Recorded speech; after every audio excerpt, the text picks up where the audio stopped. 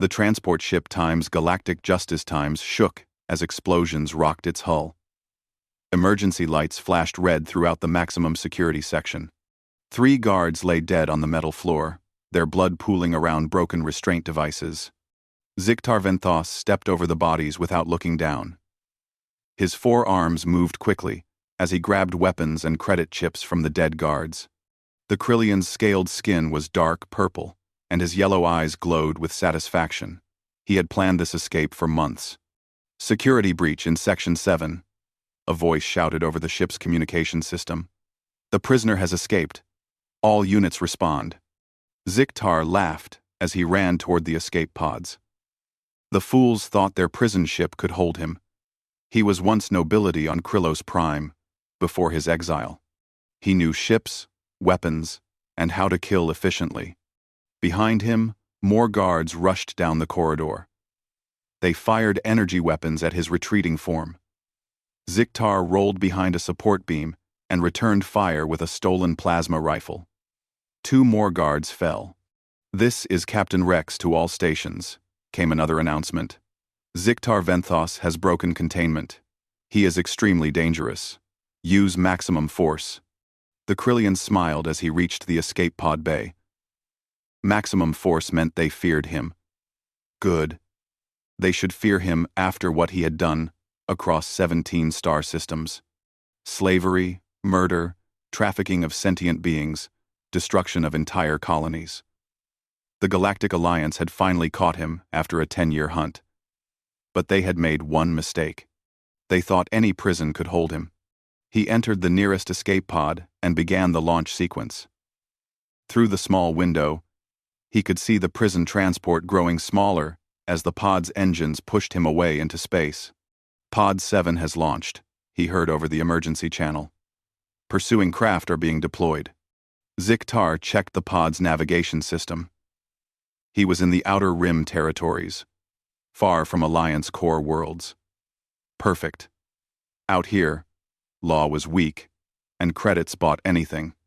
He just needed to reach a safe port and contact his criminal network. 2 hours later, 3 pursuit ships appeared on his sensors. Bounty hunters, most likely. Word of his escape would already be spreading across the galaxy. The bounty on his head was massive, 50 million galactic credits, enough to buy a small planet or a fleet of ships. The first hunter ship was a sleek Vorthen design. The second looked like modified Kelrex military hardware. The third was unknown to him. But its weapons, signature, was impressive. "Ziktar Venthos," came a transmission from the lead ship. "This is Bounty Hunter. Thex, 9-1. Surrender now, and your death will be quick." "Come and take me," Ziktar replied, pushing his pod's engines to maximum. The chase began in earnest. Ziktar's escape pod was fast but lightly armed. The hunters had superior firepower but were being careful not to destroy their prize completely. Dead bounties paid less than live ones. Energy blasts flew past the pod as Ziktar weaved between asteroids in a nearby field. His piloting skills, learned in his youth among the Krillian military, served him well. He managed to avoid direct hits while slowly pulling away from his pursuers. Then disaster struck. A lucky shot from the Kelrex ship clipped his pod's rear engine. Alarms began screaming as power systems failed, and atmosphere started leaking. "Engine damage critical," the pod's computer announced in a calm voice. "Life support failing. Recommend immediate landing." Ziktar cursed in 3 different languages as he scanned for nearby planets. Most were gas giants or barren rocks. Then he spotted something promising. A small blue and green world with signs of civilization. The computer provided basic information as he adjusted course toward the planet. Class M world. Oxygen atmosphere. Gravity within acceptable range. Settlements detected. Species identification. Human. Humans? Ziktar laughed despite his situation. Humans were newcomers to the galaxy, barely a century since first contact. They were considered primitive by most advanced species. Weak, emotional, and governed by strange concepts like compassion and fairness. Perfect. He could easily hide among such simple beings until his associates arranged extraction. Humans would be too scared or stupid to turn him over to bounty hunters. His damaged pod screamed through the atmosphere, trailing fire and smoke. The 3 hunter ships followed, but at a distance. They would wait for him to crash, then move in for an easy capture. The pod hit the ground hard in what looked like farmland. Ziktar was thrown against the restraints as the craft bounced and skidded across cultivated fields before finally stopping against a cluster of earth trees.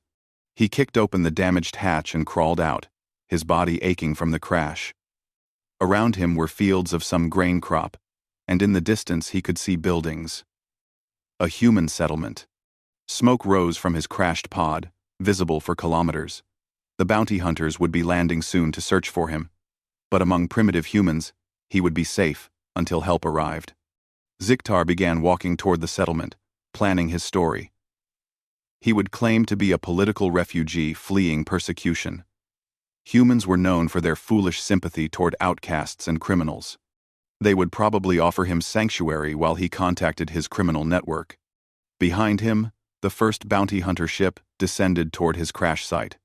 Thex 9-1 and the others would expect to find him hiding in caves or fleeing through wilderness. They would never think to look for him among the human population. After all, what could primitive humans do against experienced galactic bounty hunters? The thought made Ziktar smile as he approached the human settlement. Soon he would be safe, and then he would resume his profitable criminal career. The Krillian had no idea that he was about to discover why every other criminal in the galaxy avoided human space. He was about to learn that there were worse fates than bounty hunters. He was about to meet humans who actually cared about justice. Ziktar woke up in a white room that smelled of cleaning chemicals and something else he could not identify. His head felt heavy, and his 4 arms were covered in bandages. Soft beeping sounds came from machines beside a comfortable bed. A human female entered the room carrying a datapad.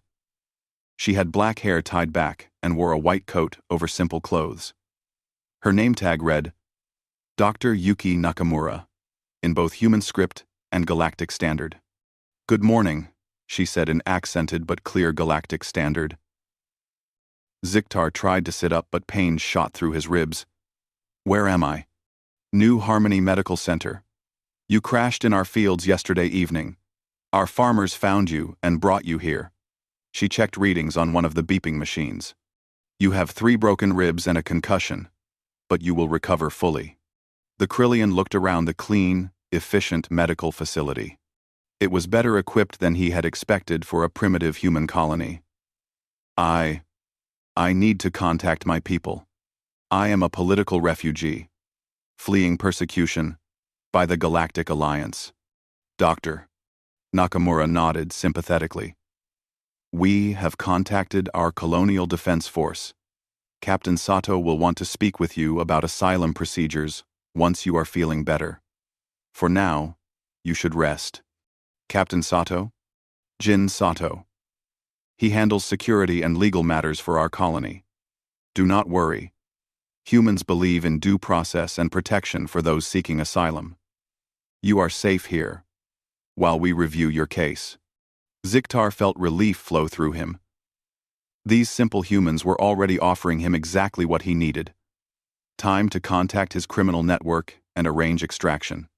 The next morning, Captain Sato visited the medical center.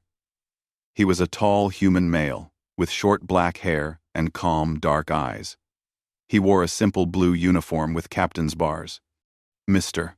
Sato checked his datapad. "You have not given us your real name yet." "Veltar." Ziktar lied smoothly.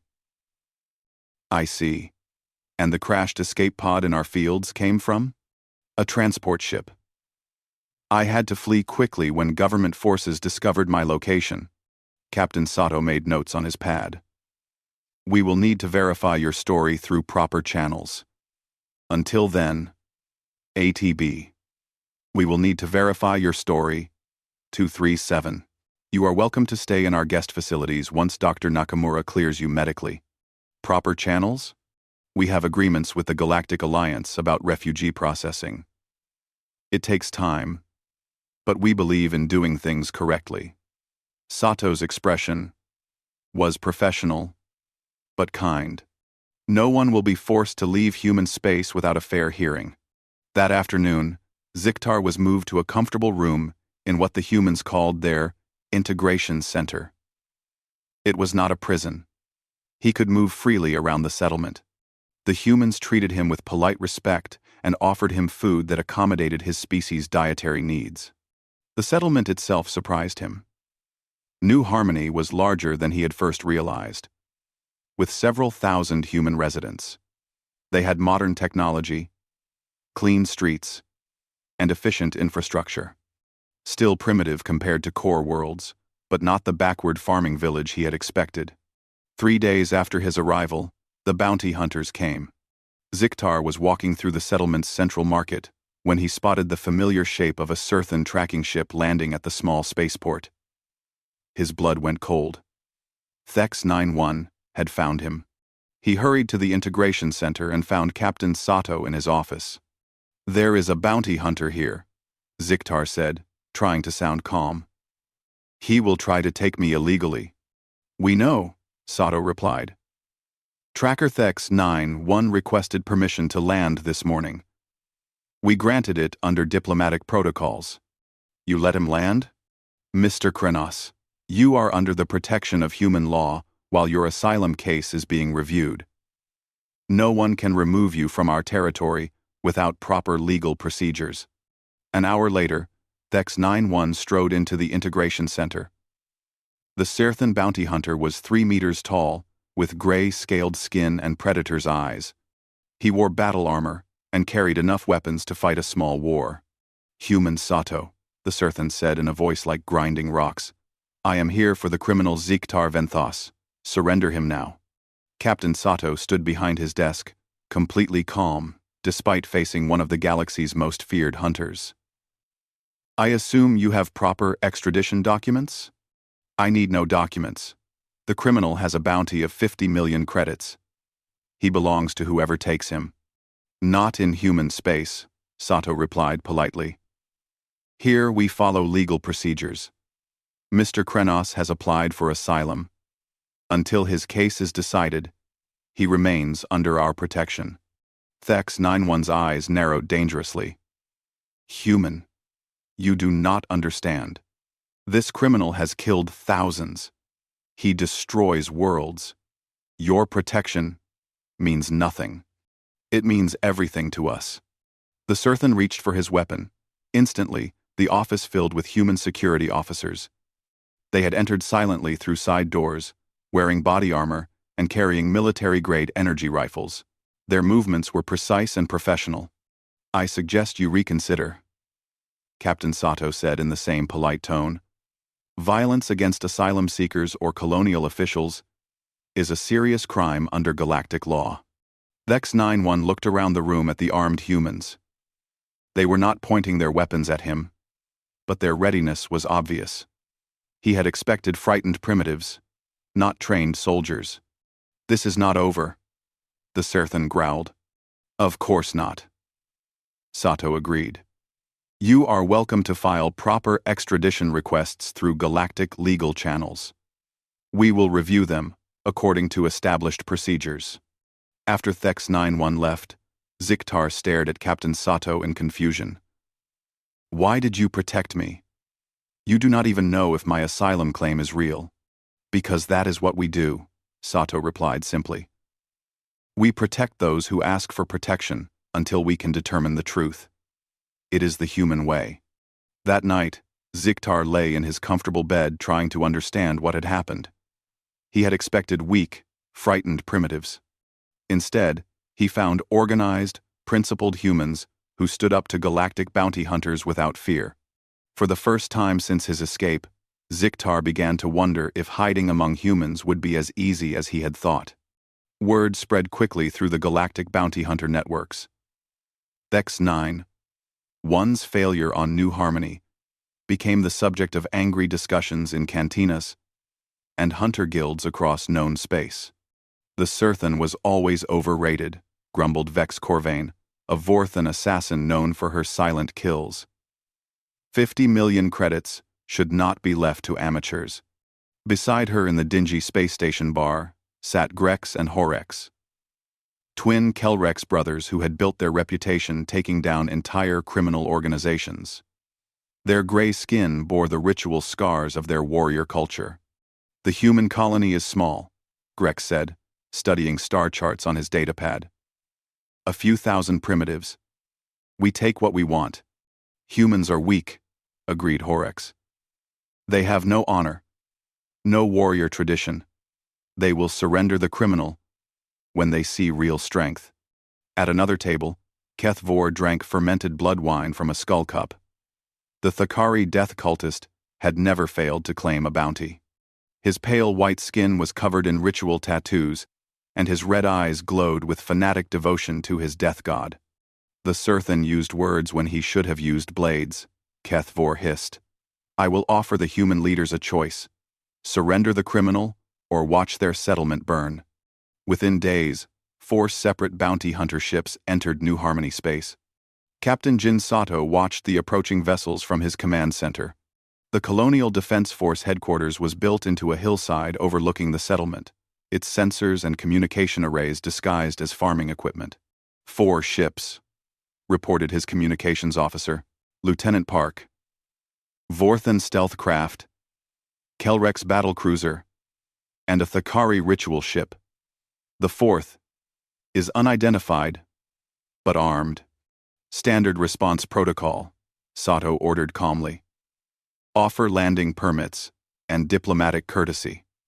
Alert all defense positions, but maintain concealment. Sir, should we contact the Galactic Alliance for assistance? Sato smiled. Not yet. Let us see how committed these hunters are to galactic law. That evening, Elder Mira Chen called an emergency colony assembly. The meeting hall filled with over 1,000 colonists. Farmers, engineers, teachers, doctors, and their families. At the front of the room, Elder Chen stood beside a holographic display showing the approaching hunter ships. Friends and neighbors, Elder Chen began. We face a decision about our asylum seeker, Veltar Krenos. 4 bounty hunter ships demand we surrender him to them. Dr. Nakamura stood up from the audience. What are the legal facts? Mr. Krenos has applied for asylum under galactic refugee protocols, Captain Sato explained. His case is still under review. Until that review is complete, he remains under our protection according to our treaty obligations with the Galactic Alliance. What about the bounty hunter's claims? Asked a farmer named Kim. They have provided no legal documentation.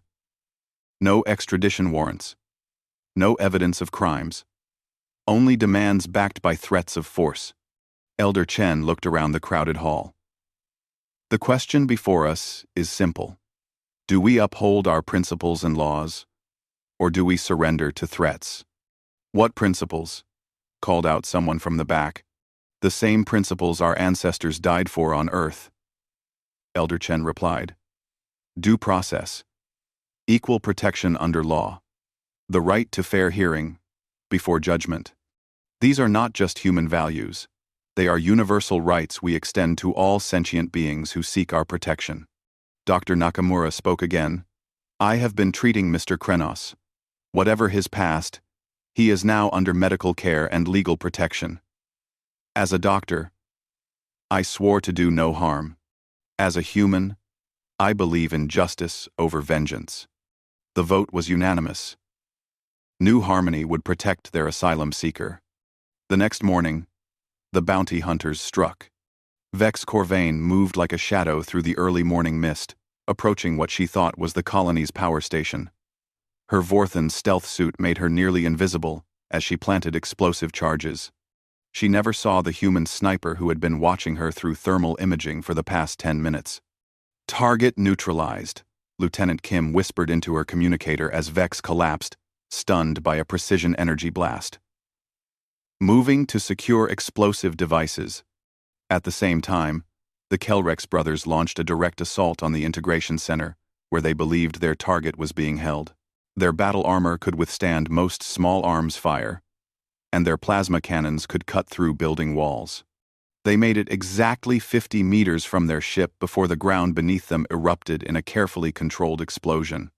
Both brothers found themselves in a deep pit, surrounded by armed humans, with heavy weapons pointed down at them. "Surrender and you will be treated according to galactic law," Captain Sato called down to them.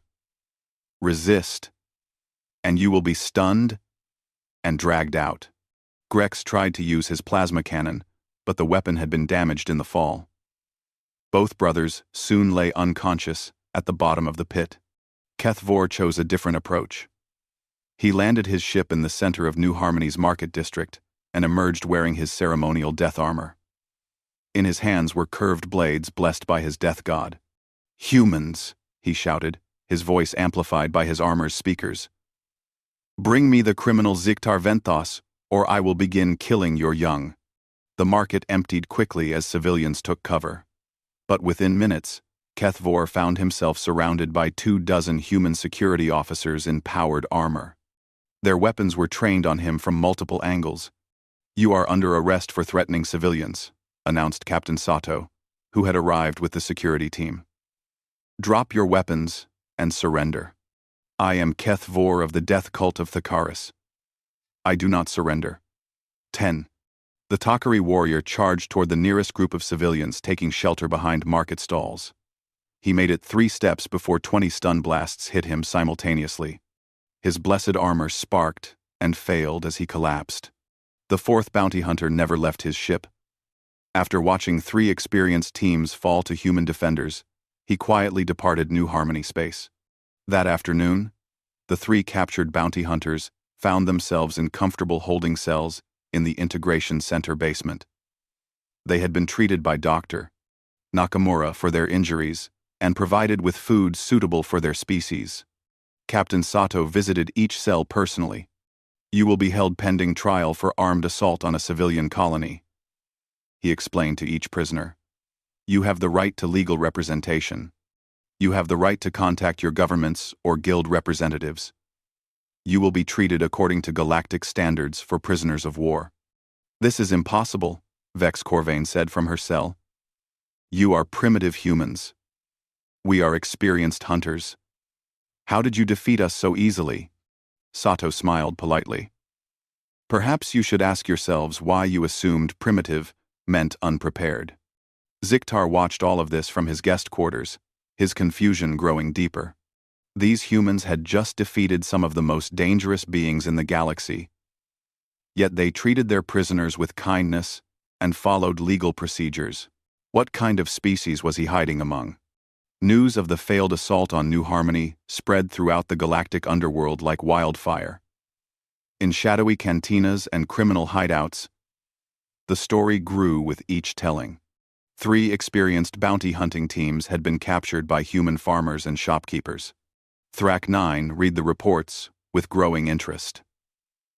The massive Gorvani mercenary was considered the most feared bounty hunter in known space. His gray hide bore scars from 100 battles, and his yellow eyes had watched the death of countless fugitives. "Humans," he rumbled to his ship's computer as he plotted course for New Harmony. "How difficult can primitives be?" The computer provided tactical data as his warship times Death's payment times entered hyperspace. Colony population: approximately 3,000 humans. Military strength: minimal colonial defense force. Previous hunter failures attributed to overconfidence and poor planning. Thrak 9 laughed, a sound like grinding metal. He had been hunting dangerous prey for 40 years across the galaxy. No simple human farmers would collect the 50 million credit bounty that belonged to him. Meanwhile, Dr. Yuki Nakamura was completing her investigation into their asylum seekers' true identity. Working late in her medical office, she cross-referenced genetic markers, medical scans, and behavioral observations with Galactic Alliance criminal databases. The results made her blood run cold. Ziktar Venthos, not Veltar Krenos as he claimed. wanted for crimes that spanned decades and 17 star systems. Mass murder, slavery, trafficking of sentient beings, the destruction of entire colonies for profit. She stared at the evidence files, images of burned worlds and enslaved populations. This monster had been living in their settlement, eating their food, protected by their laws. Her medical oath required her to maintain patient confidentiality. But her duty as a human being demanded action.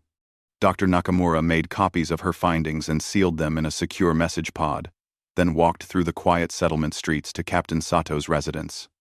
"Jin," she said when he answered his door. "We need to talk privately." 20 minutes later, Captain Sato sat in stunned silence as he reviewed the evidence. 17 systems, millions dead, and we have been protecting him. "What do we do?" Dr. Nakamura asked. "We follow our laws," Sato replied firmly. "We have procedures for handling evidence of criminal activity. This changes our asylum evaluation, but it does not change our legal obligations. The Colony Council should know the truth. They will. But first, I need to secure additional evidence and prepare formal charges. If we act hastily, any prosecution could fail on procedural grounds." The next morning, Elder Mira Chen received an urgent message from Captain Sato requesting an emergency council session. The 5-member leadership council gathered in the secure conference room beneath the integration center. "We have discovered the true identity of our asylum seeker," Sato began, activating a holographic display. "His real name is Ziktar Venthos. He is wanted for massive crimes across the galaxy." Council members studied the evidence in shocked silence. Images of destroyed colonies, documentation of slave markets, testimonies from survivors. "This monster has been living among our families," whispered Council Member Lee, a mother of 3 young children. "He must be turned over to galactic authorities immediately," declared Council Member Ravi. Elder Chen raised her hand for quiet. "The question is not what we want to do. The question is what our laws and principles require us to do. Our laws protect asylum seekers from persecution," noted Councilmember Torres, "but they also require us to prevent further crimes." "Recommendations?" Elder Chen asked Captain Sato. "We continue following proper legal procedures. I will file criminal charges based on Dr. Nakamura's evidence. We will hold a formal hearing with proper representation for the accused. If convicted, he will face sentencing according to galactic law. And if the bounty hunters interfere with our legal process, we defend our laws and our sovereignty, as we always have." That afternoon, Ziktar was peacefully reading in the Integration Center's library when Captain Sato and 4 security officers entered. "Veltar Krenos, you are under arrest for providing false information to colonial authorities," Sato announced formally. "You have the right to legal representation and fair trial under galactic law." Ziktar looked up from his book with growing alarm. "What is this about?" "We know who you really are, Ziktar Venthos." The Krillian's 4 hands went tense, but he was surrounded by armed humans. His yellow eyes darted toward possible escape routes, but there were none. "You will be moved to secure holding pending formal charges," Sato continued. "You retain all rights under galactic law for fair treatment and due process." As they led him away, Ziktar's mind raced. How had these primitive humans discovered his identity? Their databases were supposed to be limited, their investigation techniques basic. 2 days later, Thrak 9 arrived in New Harmony space. The massive Gorvani's ship was a thing of deadly beauty. Sleek black metal armed with enough weapons to destroy a small moon. He had come expecting to face frightened farmers and incompetent colonial guards. Instead, he found something that puzzled him. Colonial Defense Force to approaching vessel came a calm voice over communications. "This is Captain Jin Sato. You are cleared to land at Spaceport 7. Diplomatic protocols will be observed." Thrak 9 studied his sensors as he descended toward the human settlement. The place looked peaceful. Farms, small cities, children, playing in parks. But his instruments detected defensive positions cleverly hidden throughout the landscape. These humans had been expecting him. The Gorvani hunter landed his ship and walked toward the integration center, his massive form drawing stares from human civilians. None seemed afraid, merely curious about their alien visitor. Captain Sato met him at the center's entrance. The human was tiny compared to Thrak 9's 3-meter height, but he showed no fear. "Bounty Hunter Thrak 9, Sato said politely. "We have been expecting you. I have come for Ziktar Venthos. He is currently in our custody, awaiting trial for criminal fraud and other charges. Would you like to file an extradition request?" Thrak 9 studied the calm human captain. "Other hunters have tried to take him by force." "Yes, they failed. I am not other hunters." "No." Sato agreed. "You are smarter than they were. That is why you are here, talking instead of fighting." For the first time in decades, Thrak 9 felt uncertainty. These humans had defeated experienced battle teams, yet they offered him diplomatic courtesy. They had captured one of the galaxy's most wanted criminals, yet they spoke of trials and legal procedures. What kind of prey had he come to hunt? The trial of Ziktar Venthos began 3 weeks later in New Harmony's main assembly hall. The large room had been converted into a proper courtroom, according to galactic legal standards, with sections for judges, witnesses, legal representatives, and public observers. Elder Mira Chen served as chief magistrate, flanked by 2 other colony leaders trained in galactic law. Dr. Nakamura sat in the witness section, her evidence carefully organized in sealed data files. Captain Sato represented colonial security interests. Most surprisingly, Ziktar sat at the defendant's table beside a human lawyer named David Park, who had volunteered to provide legal representation despite knowing exactly what crimes his client had committed. "This is madness," Ziktar whispered to his attorney. "You humans know what I am. Why give me legal protection?" "Because that is how justice works," Park replied quietly. "Everyone deserves proper representation, even monsters. Especially monsters. That is how we prove our laws are stronger than our emotions." Park replied, "Anyone. Anyone. Anyone. Anyone." Thrak 9 observed from the back of the courtroom, his massive form drawing occasional glances from human spectators. He had been granted permission to witness the proceedings as an interested party in any final judgment. The Gorvani hunter was beginning to understand why his colleagues had failed so completely on New Harmony. These humans had not simply hidden a criminal, they had created something far more dangerous to bounty hunters. They had created justice. "The colony of New Harmony versus Ziktar Venthos," Elder Chen announced formally. "The defendant is charged with providing false identity to colonial authorities, illegal entry under false pretenses, and additional charges relating to outstanding galactic warrants." The prosecution presented their evidence methodically. Dr. Nakamura explained her medical investigation and genetic analysis. Captain Sato detailed the security implications of harboring a known criminal. Expert witnesses testified via holographic link about Ziktar's crimes across 17 star systems. The evidence was overwhelming. Burned colonies, enslaved populations, mass graves on multiple worlds, testimonies from survivors who had escaped Ziktar's criminal empire.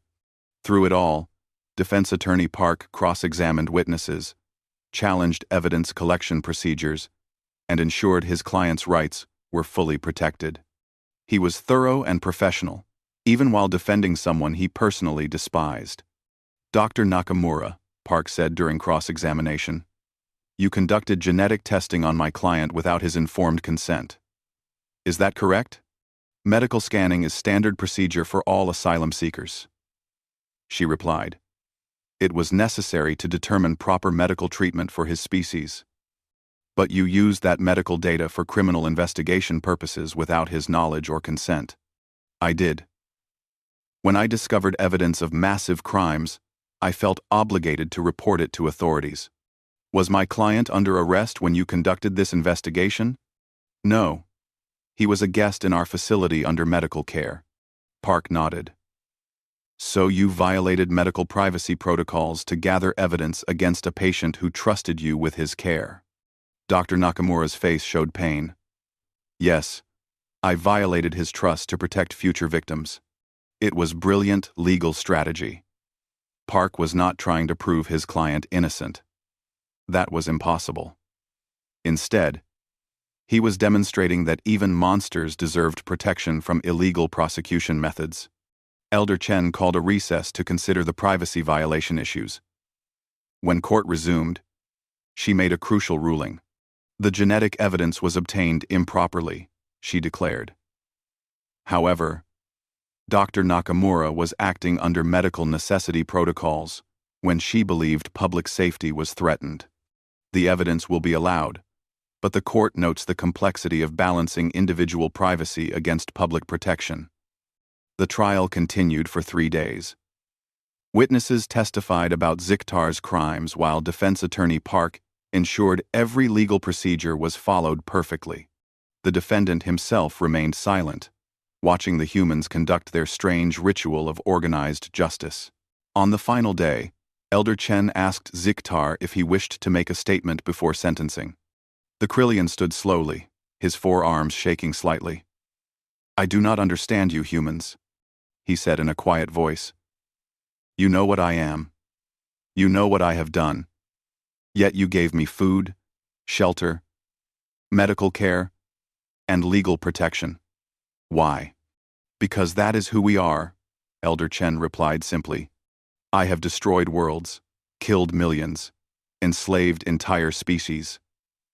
I am a monster. Yes, you are. But even monsters have rights under our law. That is what makes us different from monsters. Ziktar stared at her for a long moment. I am guilty of everything you have accused me of doing. And worse, things you have not discovered yet. The courtroom fell silent. The court accepts the defendant's confession, Elder Chen said formally. Ziktar Venthos, you are sentenced to life imprisonment under galactic criminal codes. However, you will serve your sentence in human rehabilitation facilities, where you will receive counseling, education, and the opportunity for redemption. Redemption? Ziktar whispered.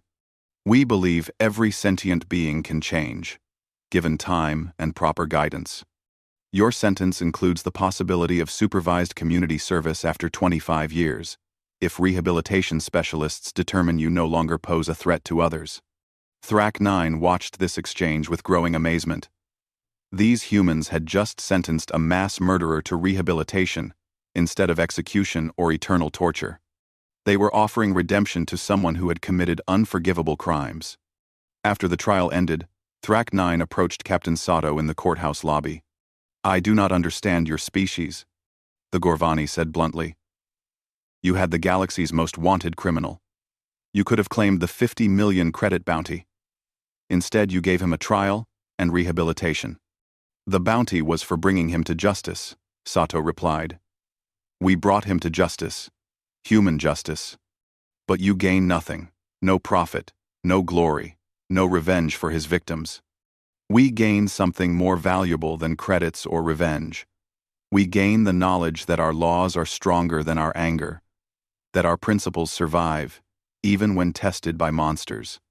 Thrak 9 studied the human captain for a long moment. Then he slowly nodded, understanding. I see why the other hunters failed, he said quietly. They came hunting a criminal. But you had already captured something much more dangerous. What is that? Justice itself. 3 hours later, Thrak 9's ship departed New Harmony space. That evening, he sent an encrypted message to the Galactic Bounty Hunters Guild. Mission report. Target Ziktar Venthos, located on human colony New Harmony. Recommend all bounty contracts be cancelled. Target is beyond our reach. Human space is now restricted territory for all guild operations. Reason. They have something we cannot fight. They have justice. That works.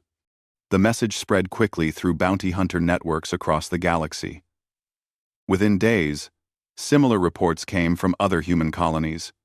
Criminals who fled to human space found themselves facing fair trials instead of summary execution.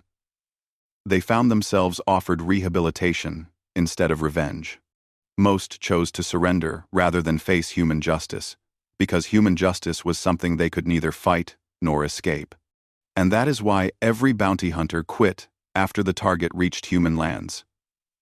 Not because humans were weak, but because they were something far more terrifying than any weapon. They were genuinely just.